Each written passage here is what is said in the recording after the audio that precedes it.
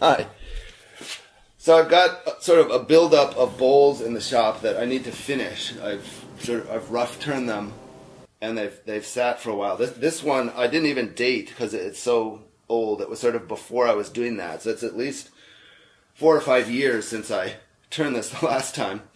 So I think I'm going to do this one, and it's cracked along this side here. And it's cracked at an angle, so I think I'm going to have to cut out a swath that's at an angle on this one. So I think that'll be kind of interesting because it won't just run kind of vertically through the bowl. The other thing, Carter and Sons Toolworks up in Seattle sent me some tools to play with, so I'm going to be doing this bowl with these to see how they work. So let's get going. So I think this is the original faceplate because the holes mostly line up. And I think these are these same screws I use too. So. The first thing to do is to mount the bowl back on the lathe and clean up the rim. With a flat rim, I can then start working on the bowl, like cutting out the crack on the bandsaw. So I'll put the bowl back on the lathe and get the tool rest lined up, and then clean up the rim. So this went pretty fast. And take the bowl off, and take the faceplate off. Then I can angle the table to cut out the crack at an angle. And I'm using my sled that I made that holds the bowl in place while I cut the bowl in half. What was tricky here is that the sled rides along the table of the bandsaw. So I had to hold the sled up and in the blade as it went through the blade. But it worked pretty well, and the cuts came out really nice and straight. You can see here how the pieces fit together. So what I need to do now is to rebuild the centerpiece. And the thought that I had during the last bowl that I made was to do a chevron, but I wanted to do something with a little more detail to it. That would be a little bit more complicated. So the thought I had was to build the sides of what would be the chevron out of segmented pieces as well. So you'd sort of get crooked stripes running up through the pattern. And it began to look plant-like, almost like a vine or a root, which I liked. I thought about angling the side pieces to the pattern as well, but in the end, the pieces were so small and making those angles was going to be very difficult. But maybe at some time in the future. So I found a nice piece of birch that's been sitting in the shop. It's from a tree that we took out of our yard. It's been drying for a few years now. And it's a little too warped to cut on the table saw, so I cut off a section on the bandsaw. And then jointed that piece, and then cut that piece down on the table saw once it was flat enough to run safely in the table saw. So this piece would be sort of the ground in the pattern. And I picked something light that would be similar to the maple, and I cut it into strips. Then I wanted a dark piece to make the dark parts of the pattern, so I found a piece of walnut. I seem to have a lot of little pieces of walnut in the shop, but this one was big enough to use, so I cut it into strips of about 1/8 of an inch thickness. So you can see how the birch and the walnut strips can go together to make the two sides of the pattern. Then I glued that up, and I glued those together so it was sort of one big piece in the clamps.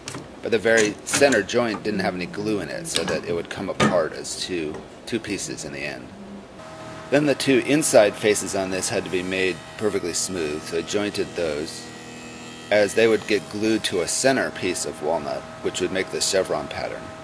So I cut a piece of walnut at the width of the two glued up pieces that I had just made. And I cut a 1/4 inch piece, approximately, to fit between the two segmented pieces. And then glued that all together. I had to use a little shim under one of the pieces to hold it up so that the pattern would be offset, which you can see here. The next step was to cut out roughly a square from this pattern that would be at an angle to the pattern itself. I tilted the table saw blade for the first cut, and then for the other 3 cuts I could make the table saw blade vertical again and then just run the piece through. Then I jointed that piece and got it to its final size on the joiner. Now that I had the segmented piece done, I could then start to rebuild that piece into the piece that I had cut out from the bowl. So I cut some pieces to glue back together again into that U shape. And you can start to see how the pattern's going to go together now. So I glued the first layer by itself, and that was straightforward. And then for the other layers, I just glued them all at once with a piece of scrap wood across the top of the piece to give me something to clamp to. Now the other thing I wanted to do, I thought it would be nice if there was a dark ring around the rim of the bowl, which would let the dark pattern within the segmented piece die into something as it got up to the rim of the bowl. So I made a single ring of walnut pieces to go at the rim of the bowl. Then I needed to glue the bowl back together again, so I sanded the faces that would get glue, and then glued the three pieces back together again. This was the most challenging piece to clamp, as there just wasn't a good way to clamp this. So I sort of balanced a clamp across the rim, and then two clamps on the end, and it's sort of half clamping pressure, half just gravity holding that wedge in place. But it worked. And the rim needs to go on. So it's back to the disc sander. And the two nubbins on the segmented piece I decided could just be sanded off. That'd probably be the easiest and safest way to do that than trying to do that on the bandsaw.